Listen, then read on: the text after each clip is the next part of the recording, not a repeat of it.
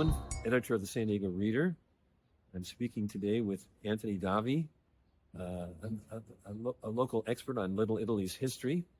And we're going to talk in this segment about the main character of this podcast, which is Frank Bompensiero, who came and became a figure here in Little Italy. Now, Frank was from Porticello. He was from the little community in Sicily that many of the people ended up here came from. But he came here originally when?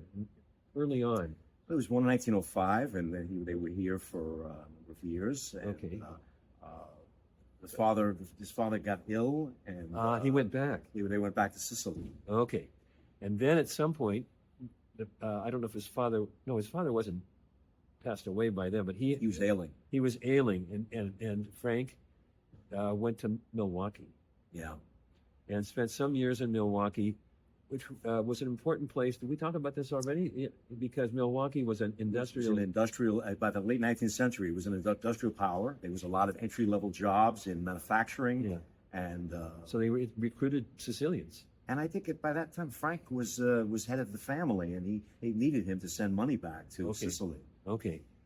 Now, I've forgotten exactly what line of work he was in to begin with, but some kind of automotive parts, he said. Yeah, there were a lot of factories there, and he must have worked for one of those factories. But he got in trouble there because there were people bringing liquor down from Canada through Wisconsin, and there was a hijacking of a truck there. Someone got killed, and Frank was implicated. Whether he was the one who pulled the trigger, we don't know, but he got implicated, and he was in trouble. Yeah.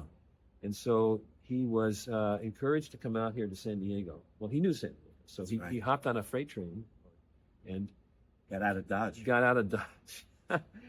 And it came here. And when he came here, he went to work as a fisherman. Right. That's what the Sicilians did here. That's what the Porticellans did. Yeah. At that point. And he was a fisherman for a while. But he met, or maybe he already knew, a woman here named Thelma San Filippo, from a very prominent Porticello family, and she introduced him to the capo, or the leader, up in Los Angeles of the Cosa Nostra in L.A. Yeah, and I guess Bompensiero grew to admire and love and wanted to serve Jack Dragna. Yeah, he had an interesting relationship, and Judas describes this in the story that his motive for his later deeds, some of these deeds that he was condemned for and went to prison for, was he felt a strong loyalty to Dragna. And this was a typical Sicilian thing, to be loyal to the family, to the man who had saved him. See, Dragna protected him out there. Right. I wonder if Dragna intervened for him. Doesn't Judith kind of mention that there may have been some intervening? I think there were some connected people back in Wisconsin who were after him. They did not like him, and Dragna protected him. Yeah. Right. So he owed Jack Dragna a lot. Yeah, that was interesting. In future segments, we'll talk more about Bompensiero and the Mafia. But before we do, I want to talk to you a little bit about Bompensiero the man. So he was a young man. We don't have a lot of information about him early on, but did he live with the San Filippos, or he rented an apartment from them with some other young men. Right. And Columbia. On Columbia Street, right up here on Columbia Right around Street. the corner. Yeah, right around the corner.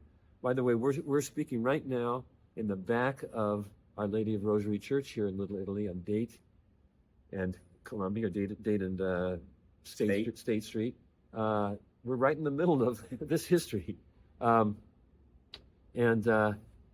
So he rented that place from San Filippo, and he somehow got to notice her daughter, Thelma.